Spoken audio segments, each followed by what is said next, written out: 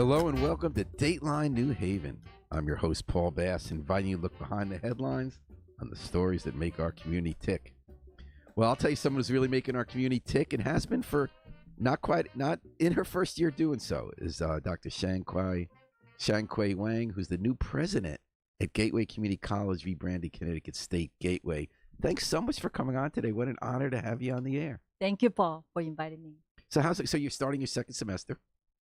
This is my second semester, yes. September, you're in your second. You started in September. Right. So how do you feel? Do you feel like that student is getting to know the place a little better? How's it feeling?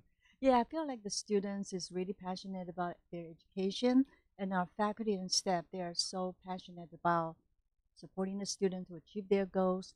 They, put in their effort in helping the students to retain them, to find their educational and career pathway. So I really feel like the students are really in good hands. They know they're safe at Gateway. They can find the resources that they need at Gateway. Okay, I'm going to ask you, like I say, Stefan comes on the air to get so close to the mic, you're almost touching it, but not quite. How about So this? no, when you're speaking, Okay. if your mouth can get really close, but not quite touched. Okay. So now I want to get your title straight. You're called, in the old days, like Dorsey Kendrick, she was president, Gateway Community College. We consolidated the 12 community colleges in Connecticut into one college. So you were called the campus president.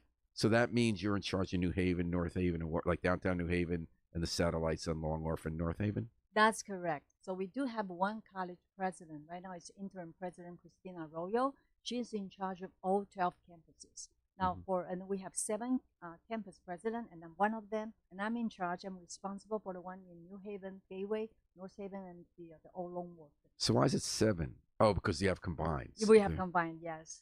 And so what are we doing? So North Haven's we do the automotive? Yes, that's correct. So that's where you learn for jobs and dealing with cars, which is more complicated now because of all the tech, right? Yeah, but that is a fantastic program. We are already at our the highest capacity. We have over 200 students enrolled in that program.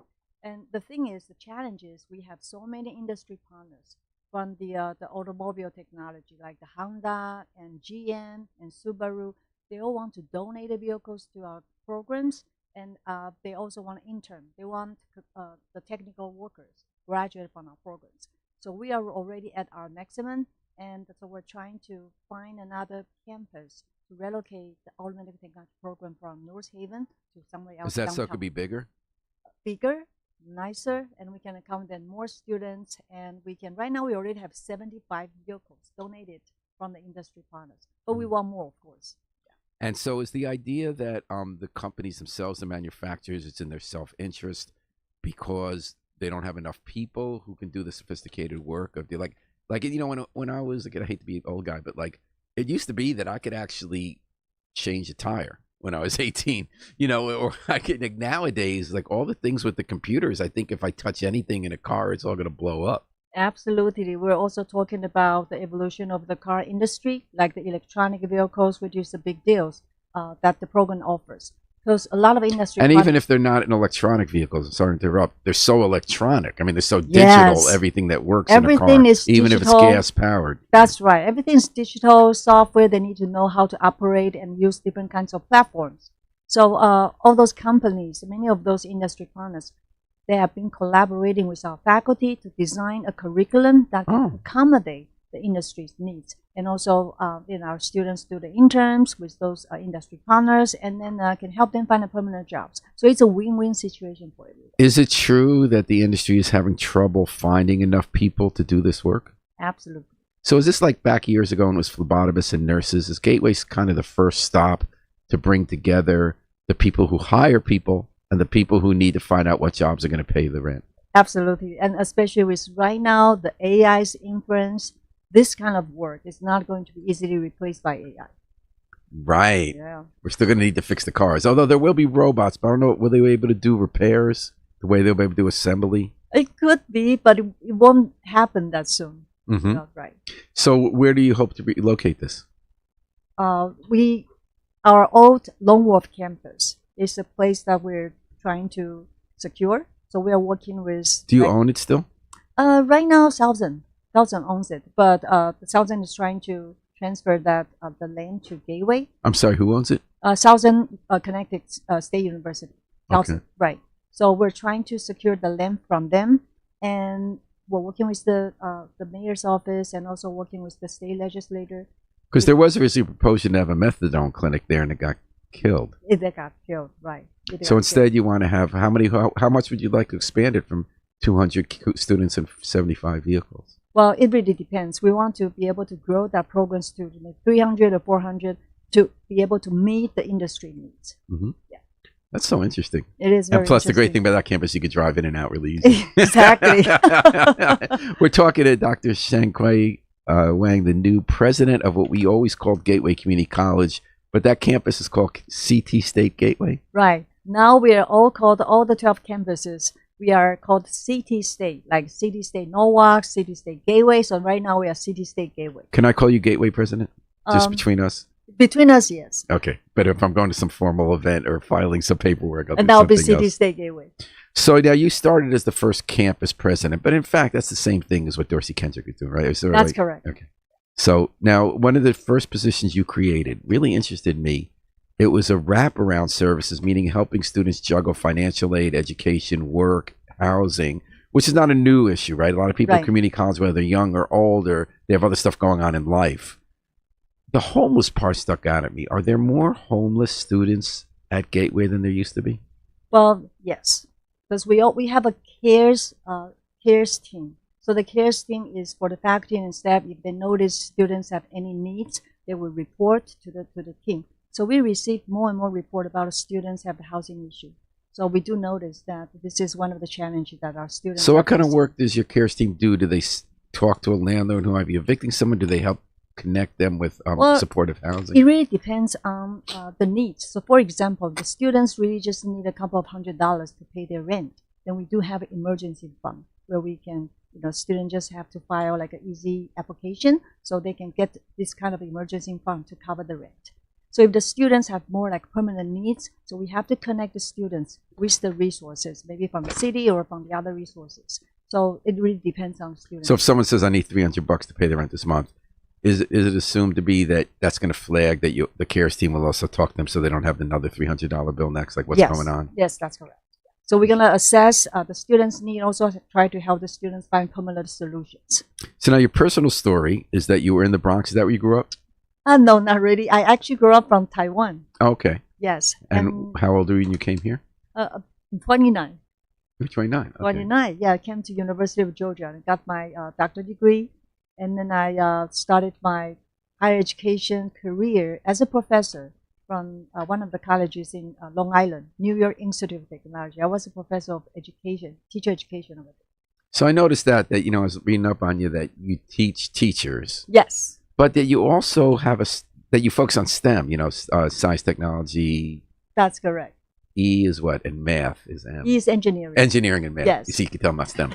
And but how did that expertise get developed? Did you study education or did you study science? Or Well, both? I actually studied both because my research background is about technology integration. Like how do you integrate technologies into the curriculum to support students' learning to enhance the teaching and learning? So STEM is one of the areas that depends heavily on the technology. So I got a couple of grants like from National Science Foundation to study how to use those technologies in the classrooms to help the students improve their productivity and improve their learning performance. The auto repair track, would you call that STEM or no? Not Not in the past. Not in the past. It was trades, right? Yes. But it sounds like it might be merging a little. Yes. So in any case, it'd be interesting to have your take on II. So if I were interviewing a chatbot instead of you, and I did interview a chatbot on the air last week. Oh, you did. I asked her if she could take over my job, and she reassured me we're going to do this together, Right. which I was not reassured by. If I were interviewing a chatbot, I'd say like, how would you incorporate AI into education as a president? And the chatbot, I think, would tell me, first they'd flatter me and say, that's a very good question, as though I weren't the 10 million people who say it. That's what AI always Yeah. do. And then it would say, on the one hand, AI will help people complete tasks faster, like researching stuff they're researching, checking for errors in their writing, watching out for mistakes, but that we also have to guard against it substituting the student developing their own capacity to reason, their capacity to work, so that we're hoping in the classroom AI doesn't replace the humans or replace the development of your ability to learn or think, but it incorporates to use it as a tool.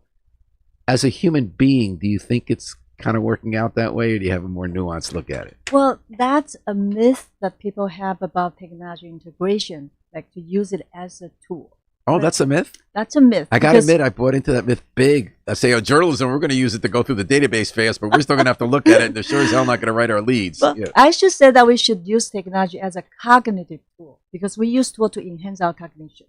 So that's why, the point about integrating AI into a college, I think the first step is to making sure the faculty knows how to use it. So when faculty knows how to use it, they know the limits of AI, they know the strengths and weaknesses of using AI and what kind of tools are necessary in a specific discipline.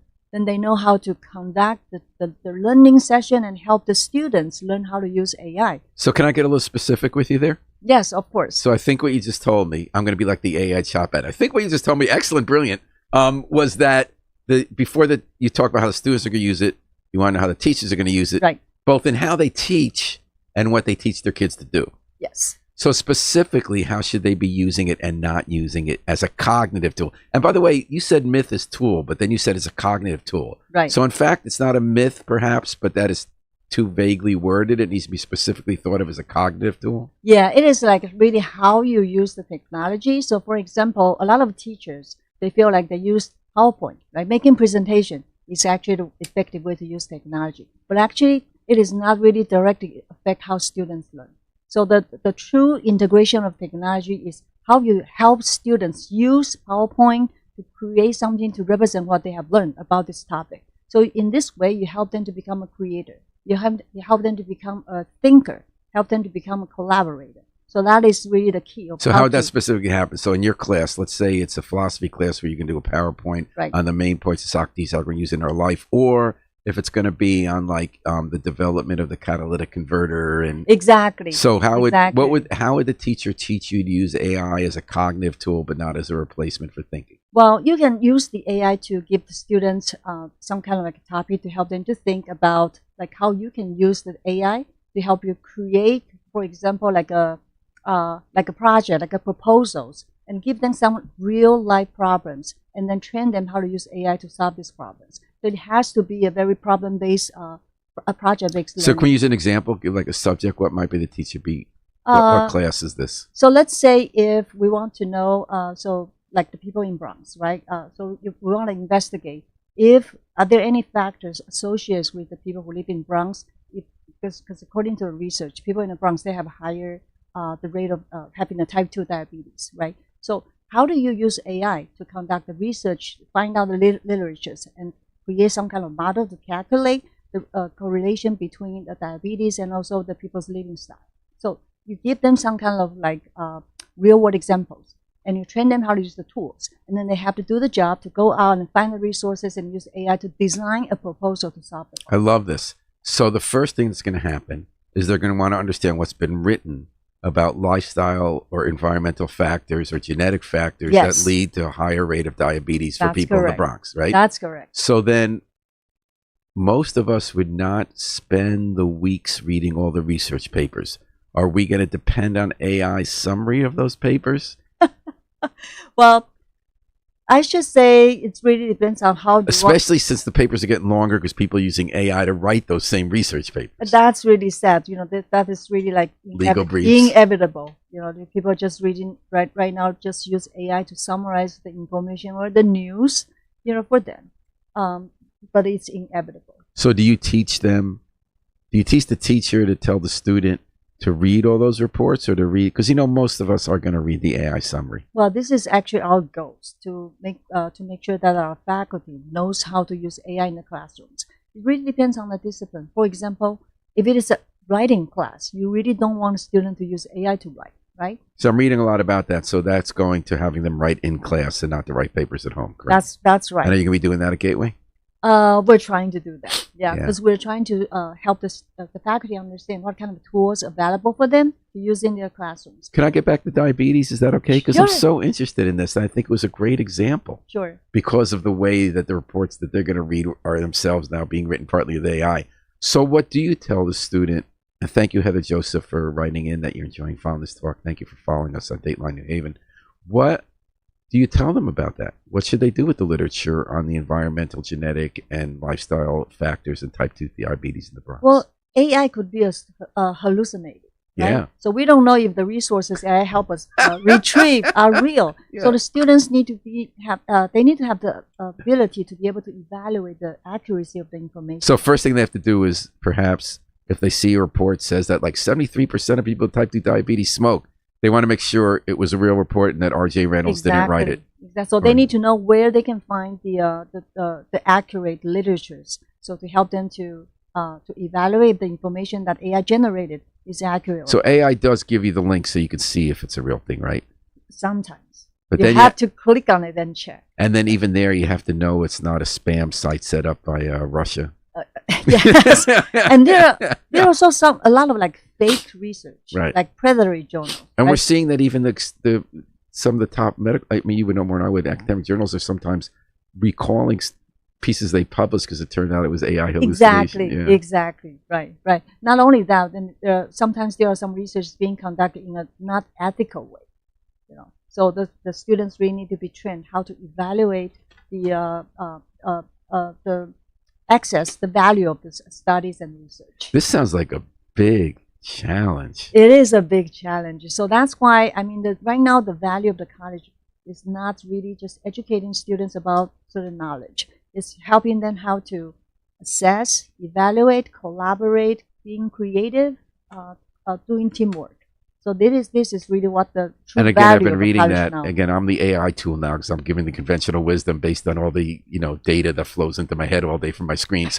Is what I just read yesterday, the day before in the Journal of the Times was that they're saying that the role of education, even more than ever, is to do what you just said because technology is disrupting at such a faster pace. Within a generation, a job that exists might not exist. The way we conduct certain functions will change so fast that the ability to do what you just spent the last 3 minutes describing, to analyze information to see if it's genuine and what to do with it with your own cognitive ability is going to be more important than even perhaps, or on equal importance, to learning what gizmo to type and then manipulate which way in the car, because the car is going to be built differently in 2 years. Exactly. Like how do you analyze the information? How do you communicate the information depends on your target audience. So these are the skills that the college really need to be able to prepare the students to have. Because we have been meeting with the industry partners. These are the answers that they gave us. We want you to prepare the graduate who have those skills, know how to communicate. So which partners are we talking about? Do you get that from the car companies?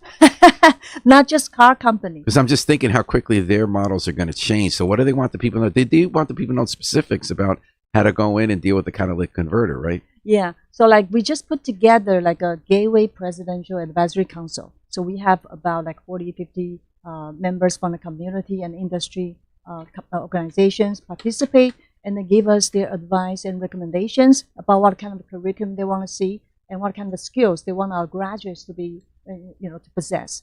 So they give us the same keywords. Students need to be able to collaborate. They need to be able to communicate. They need to be able to be creative. Oh, so I got the letter C. Yes, here. Exactly. Right. So those are the skills. And then to bring it back, community college traditionally has had liberal arts, but it's also had the tech training. And I think what I'm hearing from you, if I'm hearing correctly, is that everything you learn is going to need those 3 C's: the collaboration, communication, and creativity. Absolutely. And also cognition, right? Like rethinking things. But still, hard skills are the bread and butter of so much of the trade-oriented work that people do at a community college. So is it accurate to say that in that growing, important automotive track, you're doing both? We're doing both. Yeah. So we don't just have the automotive technology programs in terms of supporting the community's transportation industry. We also have aviation maintenance technology program. We have railroad technology programs. So our partners came from like Metro, Amtrak. We also just recently made connection with AV Port, who is supporting the construction of the Twin. Which we're allowed to go back now because they're getting rid of that contract on ice. So this is so interesting to me. And we're talking to Dr. Shiang-Kwei Wang, who's the president of Gateway. Yes. Look at this, the shorthand.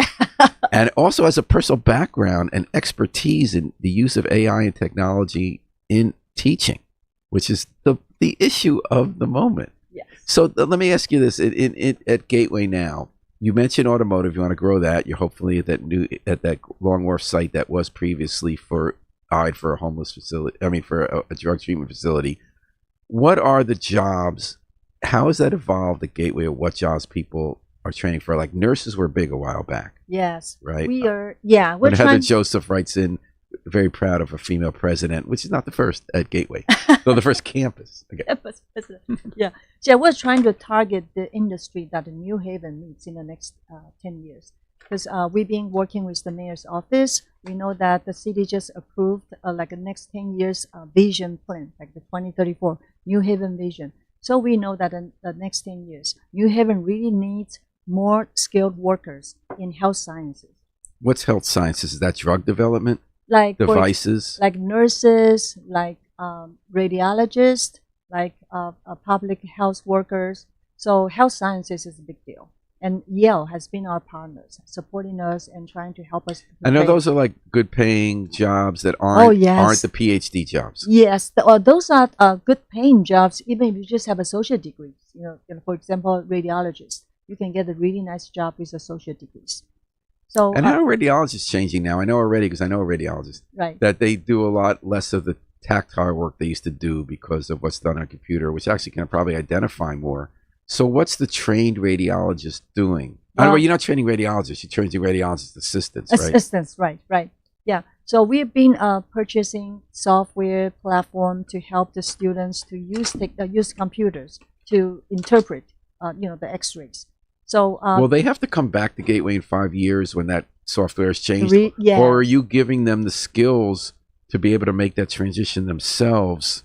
Well, when they're in the workforce, there are certain kind of training that the workforce would allow them and support them to complete. So that kind of like retraining, upskills, it is part of their jobs. And is it part of your job? Part of my jobs as well. So you're going to bring people back who have been through Gateway? Yes. So we have like a credit program. We also have a workforce non-credit programs over a lot of those kind of short-term training for skilled workers. So public health aides, nurses, radiology assistants, and we also talked about car techs, right? Car techs and biosciences, which is the next big thing. So we're building those up big. So what job? So we know that Yale mints the PhDs who are going to run the companies and analyze the research. Who are you minting for those jobs? Well, it depends on the discipline. So like biosciences, of course, they need people who have like the higher degrees, right? So what we can do is to working with the 4 years institution to train talents and prepare them into the educational pathway, the pipeline, so they can continue to train those students to prepare them for the jobs that need the. So what pathway do you get them started on? Yeah, like biosciences, right? So which ones? Yeah. What kind of jobs there?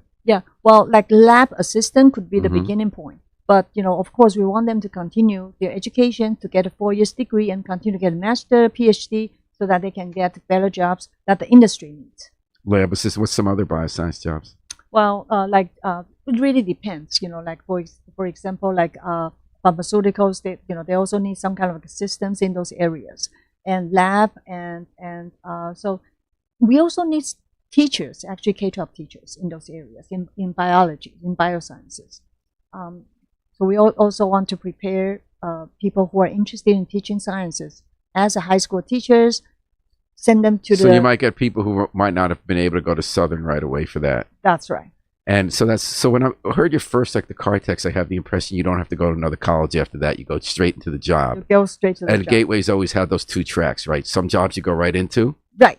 And some place it gets you started on a 4-year college. So right. Do you still have that relationship with Southern that the previous presidents had with Gateway?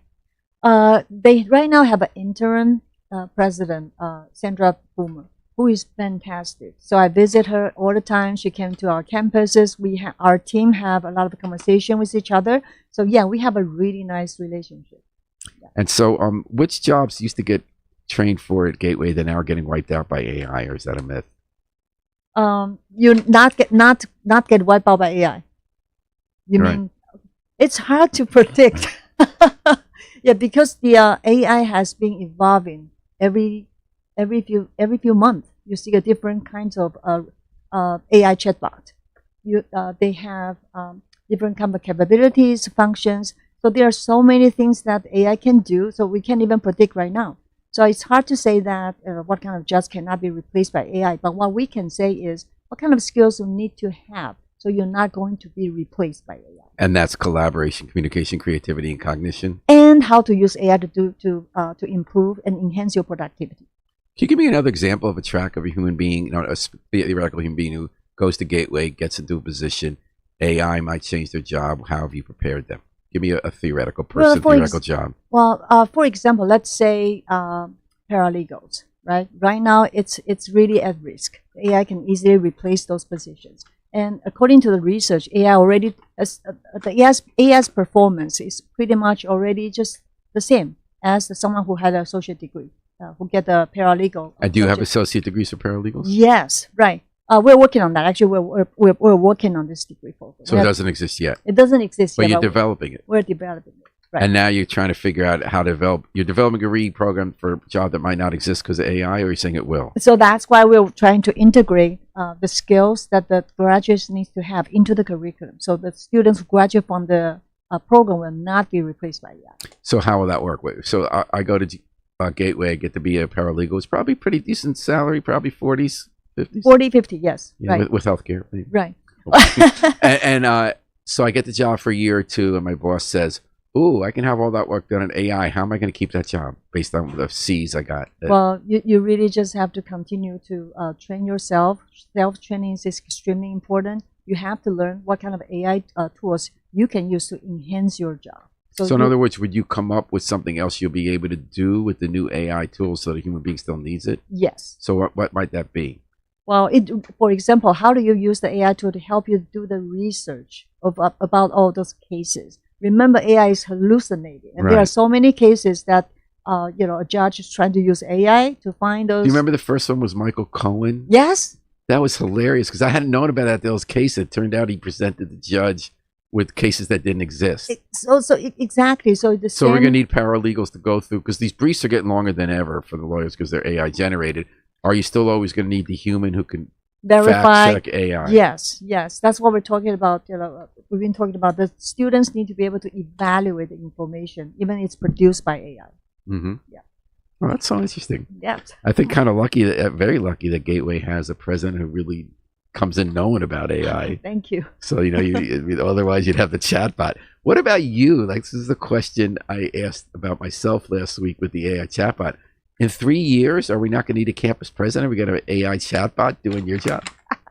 So I think we're talking about the 3C, right? The communication, creative, but there are so many collaboration. Yes, communication. But there are so many other skills that a person needs to possess, so the person will not be replaced by AI, or know how to enhance their performance using their leadership skills is one of them. You don't think AI chatbots can have leadership skills? No.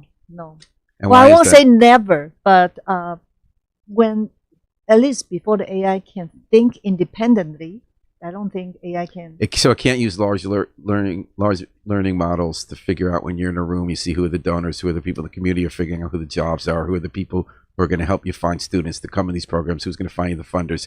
You think AI won't be able to be inside a robot and make that happen? I could say that we do have some kind of software or system to help out do some kind of calculation to decide which students could be more successful in. So you could say, as a human, Claude, what are the 5 biggest employers? What initiatives has the city done? But you're still going to need to fact check and ask the mayor.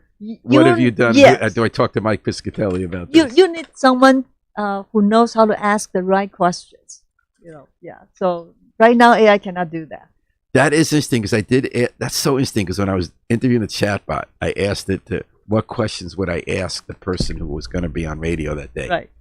It did bat 500. It asked the obvious questions based on the way questions are pulled, right. But it didn't ask anything based on my having interacted with that person and knowing the kind of things they're interested in. Exactly, right. And imagining myself as that person. So that is really your strength, and that's your experience, and you know how to interact with a real person, right? That is something that AI cannot do right now. I'm a little daunted thinking about that larger interaction problem beyond education, when it's kind of sad and creepy for those of us who are older to think about emotional relationships being forged with AI chatbots and people as a substitute for romance or just psychiatry. And I understand there are good things that are happening in people's lives too with psychiatry. And I wonder, do you think AI can ever actually serve those human functions of consciousness? And I think it's dangerous right now because right now AI is not being designed or trained to replace the doctors,